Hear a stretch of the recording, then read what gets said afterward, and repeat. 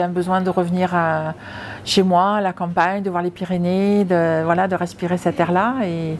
Et dans le sud-est, c'était plus le cas, quoi. Et je me nourrissais plus de mon travail, humainement parlant. Bonjour, je m'appelle Michèle Ménard. J'ai racheté une petite supérette de proximité dans le 31, la Haute-Garonne, à Saint-Plancard. J'avais une forte envie de quitter un travail technique, de revenir sur quelque chose de plus près des gens, moins loin des villes. Donc du coup, j'ai quitté mon travail et j'ai cherché une petite boutique dans la région.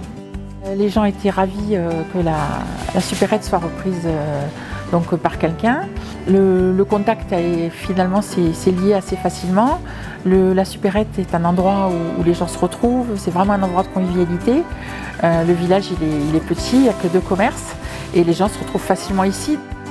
Je me retrouvais sans emploi, sans chômage et par Transition Pro, j'ai déposé un dossier qui m'a permis d'obtenir effectivement le chômage, qui m'a permis donc de vivre pendant quelques années, comme ça, 2 ans et demi. Et du coup, j'ai été ensuite voir la chambre de commerce à Toulouse. J'ai fait un stage de 5 jours pour entreprendre.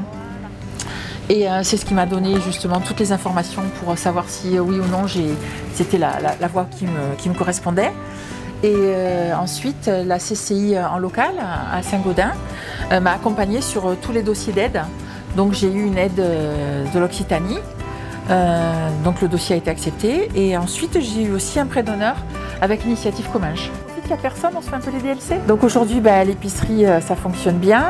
J'ai bien augmenté la fréquentation, j'ai mis des choses en place, la Française des Jeux, le café, le poulet rôti une fois par mois. Enfin, j'ai mis pas mal de petites choses en place. J'ai employé du monde en local, donc j'ai 3 salariés en temps partiel.